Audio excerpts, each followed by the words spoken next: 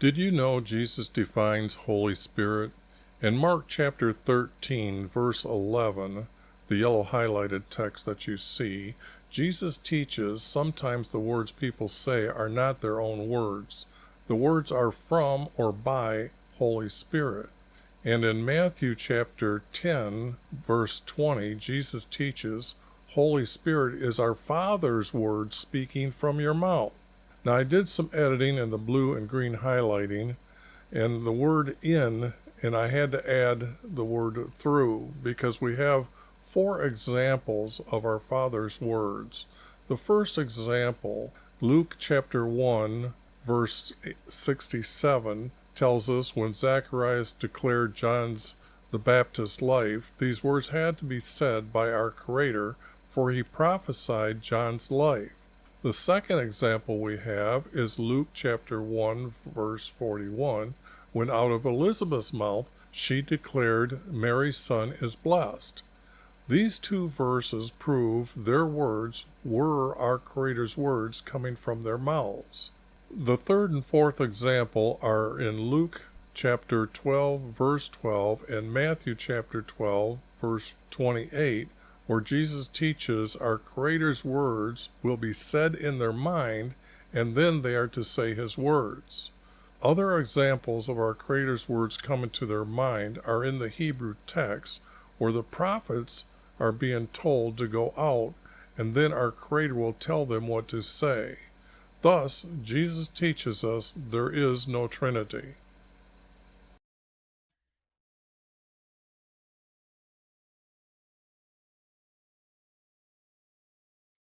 Well, I got started here and I was wondering if I got the right video up. So what I want to do is go over the editing that I've done on Chronicles 1 or 1 Chronicles. And as you can see, I've done these a few times. So this is my last time doing these, and I'm looking for the first writer's hidden formats. When I say that, the format is that I'm using 2 major words, and then what I'm trying to do is connect them with the least amount of small words. And you can see that these make up the verses. Now, what's unique about this is the 3 verse is that this is like a statement. And then these 2 become a sentence with a comma here and then a period here. And it tells you about what the statement is about. Now, all 3 together make a small paragraph. Best way I can describe it. Then, again, it will repeat, and these 2, this was an intro. But you can see down here, when you have 2 of them that are connected together, they make like a larger paragraph. And then it will, then I put a double space in, and then it will repeat. So here is my question of whether I'm going to keep her name the way it is or shorten it up. And I'm not sure if this is the correct name here. I need to get more of the other books done to find out how accurate that text, how accurate that is. I don't think that's right. Then you can see I've got some small editings here, but what this is it is a list of King David's time of all the kings for Judah, and these are in the correct order. And then I had to do a little bit of editing there. Now this video isn't going to be too long, but the object here is a lot of these will soon be in the YouTube description. So I have spacing to kind of help me know that this is the 3 verse, and then it's also that there's could be text missing, or will I find another part someplace else to go in here? Because I know this story is going to be someplace else as well.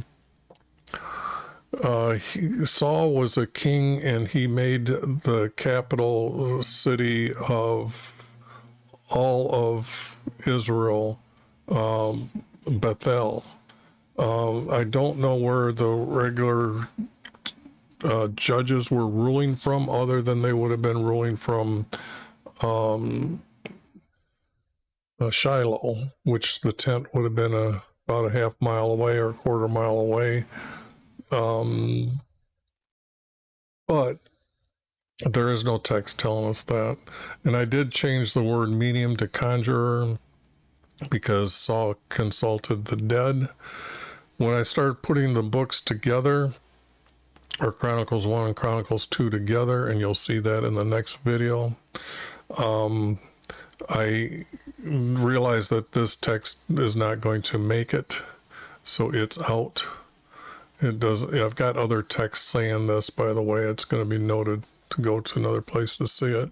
As you see, I've now got everything labeled.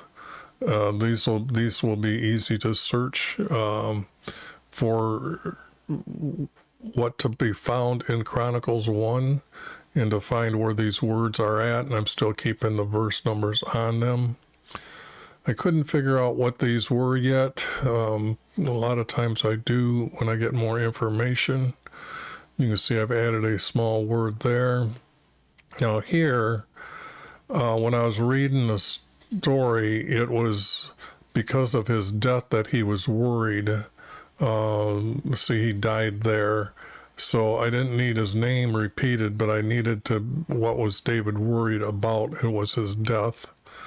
So I had to add that. A little correction to read faster. Just smoothing out the text. I had 2 verses, didn't go anywhere. When I read this to this, it seemed like they were good enough, so I don't need that text. I'm thinking in the next video I get rid of this word here, and I'm happy with Giza, but I'm still wondering about this location. So now what was unique, when you understand the location of how they made the tent or the house for our Creator, and the tent for our Creator when it was located, David would have wanted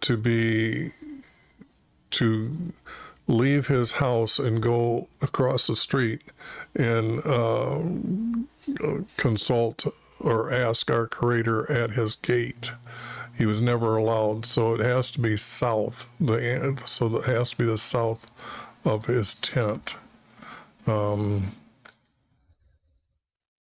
I've got other reasons to why that would be true, but boy, my eyes, what did I do to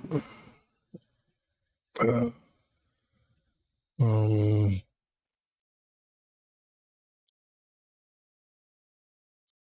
I've changed it to not our highest son, but our highest male. A son dictates a younger male, so I wanted to be as highest male here.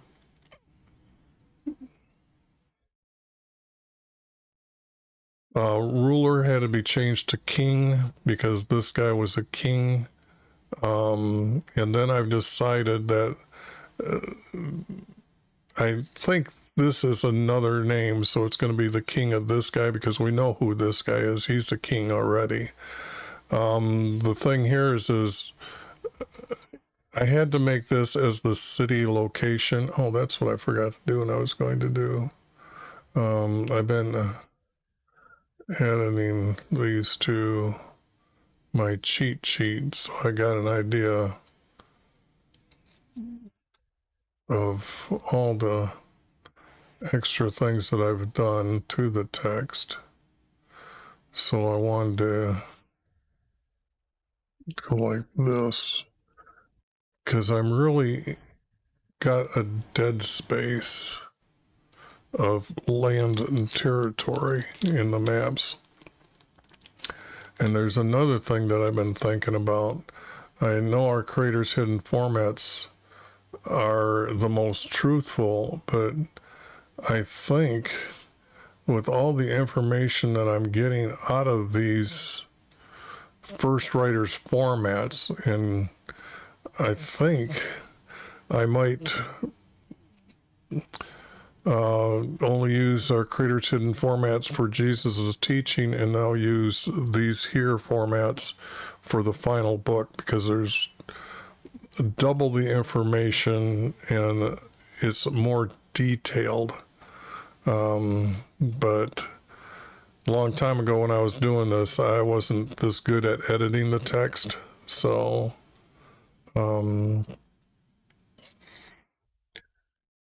but like I said, these are the chapters in order. Everything is still in order. But when I mesh it with the next text, when I put this with the next text, I'm still not sure if these three groups can be used. So, as I still got a note for myself here. I got a note whether I'm going to keep this prophet's name as it is his name, because we have the tribe Gad, and I don't think, just for convenience of understanding a word search in the new text that I'm going to do, that I'm going to have to put some letters in here or change his name, to change his name.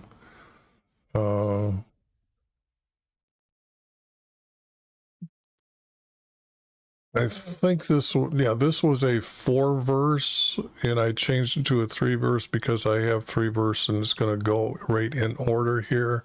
So instead of having to sow David, I just could replace it with he. Gave this guy 60 silver.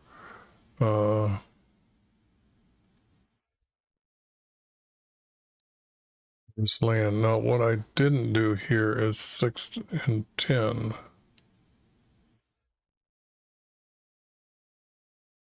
I gotta correct that. That should be 6.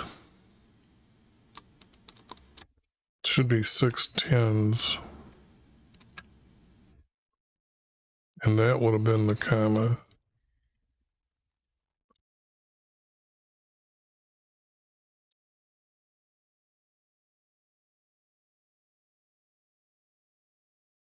And got to get rid of this text.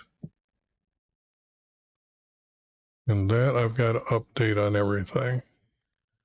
Because I'm trying to stay to the, I can't really believe I missed that. Because I'm trying to keep the text as, to the way Hebrews would have wrote it. And they didn't have numbers like that. But that's how they would have wrote it here. 6 and 10. And if it was like 16, it would be 10 and 6.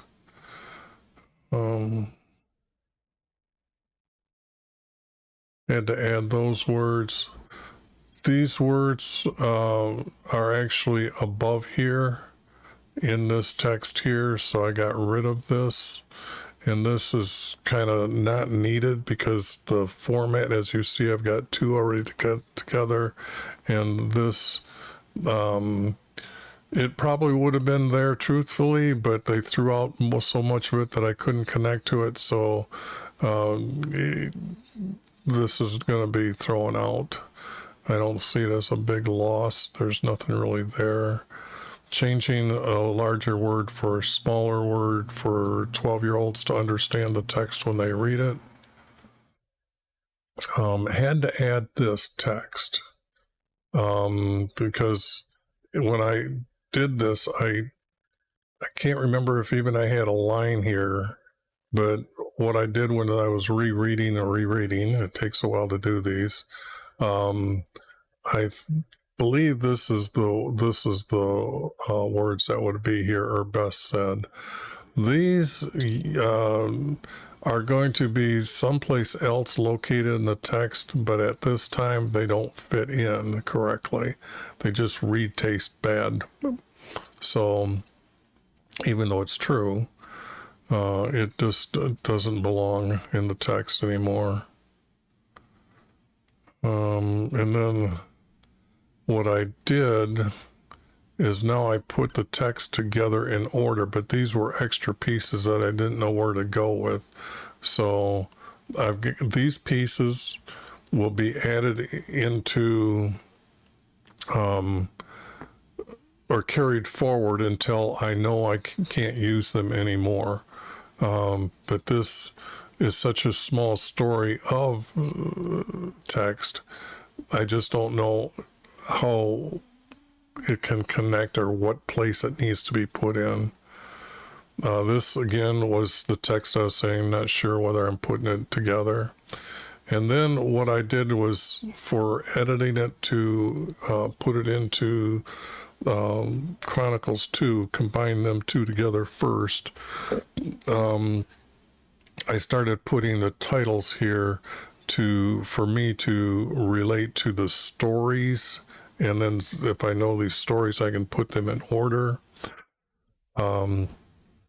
And then this was a 3-verse. Even though it's a 3-verse, it goes right with this story. So this is my way of saying that these two texts are stuck together. Yellow just means that when I'm looking at the text, if I did, before I put this in here, I wanted to know how to group the text. So it's still helpful when I look at the text later. But this is when Saul dies, so you know that there's going to be a story of them fighting before then. So, but then the order of the text says that after he died, they made David king. Then David fought the Philistines again, and he actually pushed them all the way out of Judah's designated promised land by our Creator through Joshua, who named them. Yeah, here I cleaned it up here, and I'm not still got to check this location because this city is sometimes used as a major city, which you have to understand that when our Creator had them go into the promised land, that he told them to make 12 cities as refuge cities. These were the first major cities, and they were used as like a court system for, like the court system where they would go and complain and it would be investigated. So I think this might be the name of one of them, but I just can't tell you where it's at. So it might even have to be like, I don't know. I guess that's the problem with that. This is when, after the end of the Philistines, he took their fortresses over again, and then this is that they were now back in Judah's land.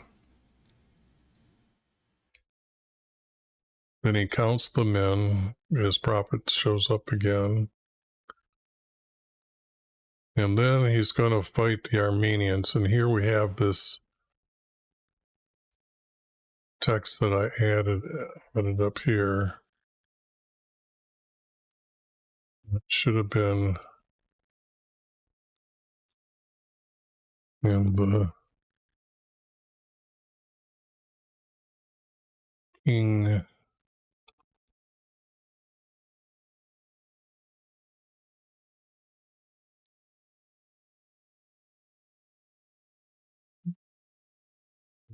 In italicized. This was forward in, and this would have been his city that he was located in.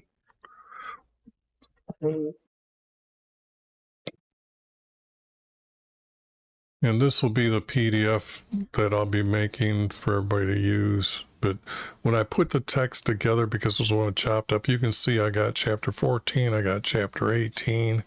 So, because after he took the bronze and stuff from other cities, then you have to realize that this guy here, I've shortened up his name, but he is the ruler for Lebanon. He is the king for Lebanon. How come I don't have that changed? No. This should be king Oops.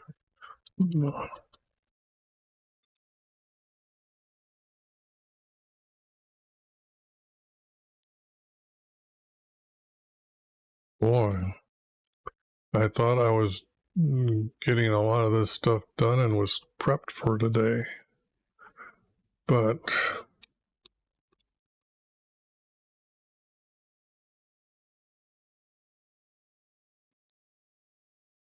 well, yeah, I've got it here as king, but I didn't put it over here as king.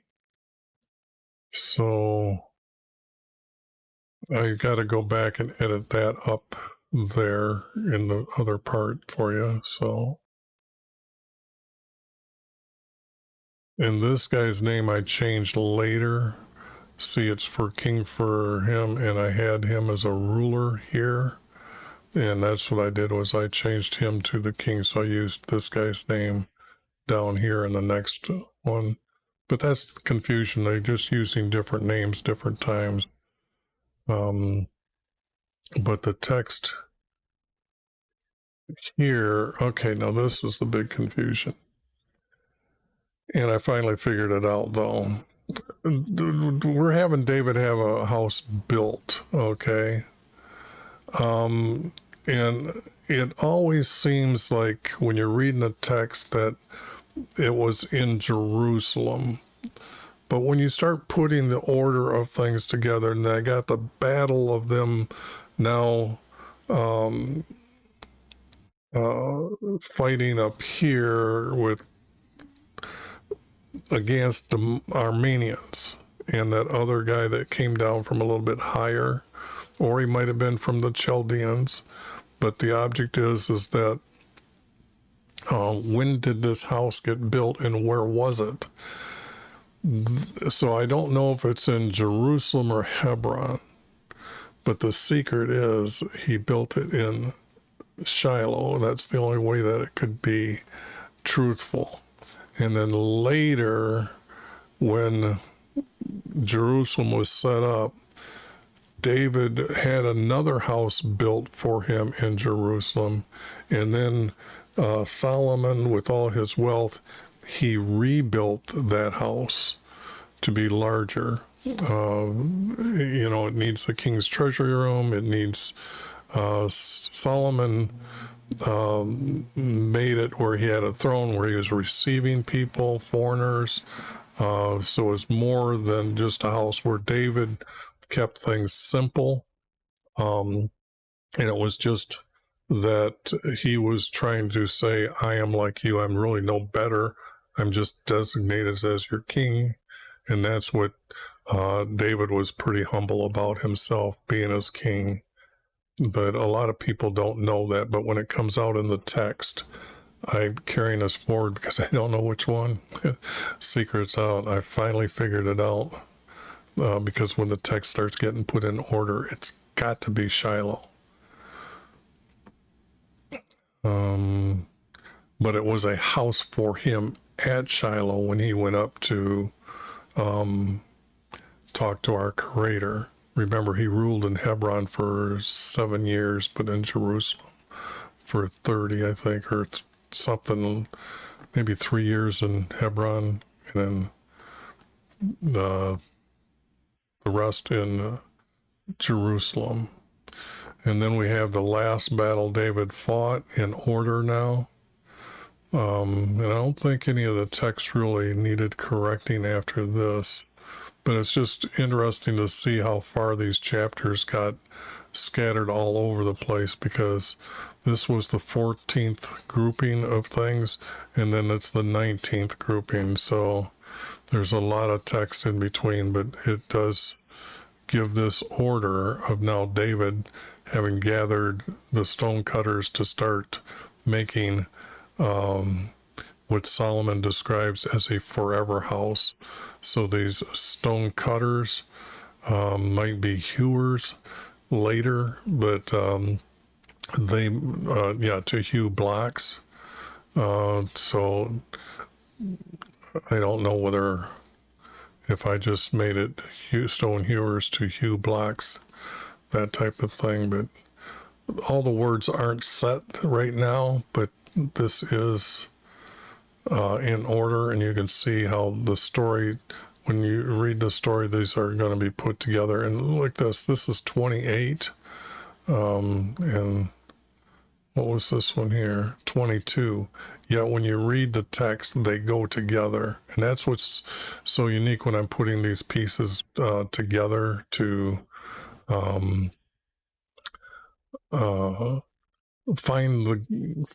the hidden formats, then put them together and see how they actually wrote a long time ago. And it's just good to see this text putting back together after story after story here again. Now we got this part following with this, that it is so much in order. And then look, here we got, okay, this is 21 and 22. I think the subject changed. That's why I didn't know whether, this text is actually a review for David.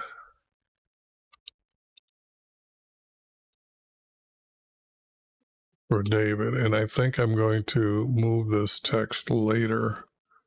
What happened was I found so many of these pieces in, like this here, what's mentioned like the how many years, whatever, and then he died, and then it kind of names who his prophet was. For Nathan his prophet, and Gad his now, and this has to be put in the correct order, by the way.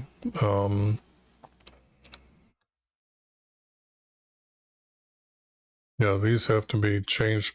Or is it Nathan was the prophet the whole time? So that's the other thing. I'm not sure. Got to put more of the stories together. But it does say there was 2 prophets, so at David's time. Because I think the guy that was with David, when he ran from Saul, and Saul was asking his commanders who has seen David because he's gone, and then one of his commanders said, well, when I was in Shiloh, I seen him talking to the high priest, or the highest priest, and then Saul went and had that commander go kill all his family off, but one son fled, and he went to David, and David designated him as his priest with him, and he ended up asking him to talk to our Creator, which our Creator did, so he becomes a prophet for David. I just can't think of his name right now. So it might be this is the name that'll probably be changed. Then these got to be put in the correct order. And then, just like I said, here's all this about, like, this is a review of David, and then all of a sudden a quick review of all his sons, and then all of a sudden it's a review of all the kings in order, and that's how I ended up with the end text. So what I'm seeing here is this is a list of the kings. So should it come from the Book of Kings that would have really been there, and then it wouldn't have been 1 and 2. It would have just been all of the kings for Judah, and then there would have been a book of all the judges for Judah as well. And then the Chronicles, I would think, is more or less the stories of the kings more in depth, because when I'm looking for how to understand how they would have set the book up, I'm seeing multiple scrolls written for multiple ways to teach.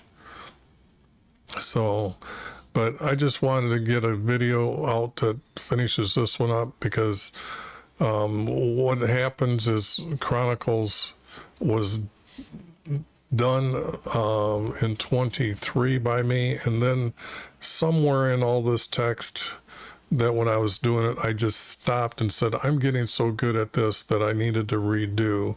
So what I'm trying to do right now is go and grab them that I made in 23, or that I figured I was really good at, and then I'm thinking, okay, I can reuse them instead of going through and making 20 videos like I did for these other ones.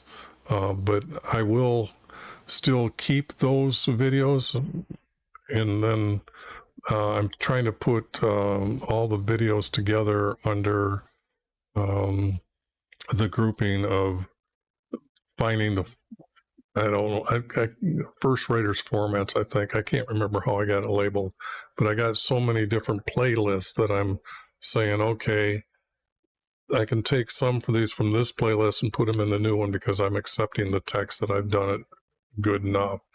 But that will be the video for the day. Remember, in YouTube's description, I have the combination of some of the books going together, and I'll get a little bit better at trying to update that and then put everything probably in, hopefully within now a week. But that'll be the video for today, and I will see you on the next video.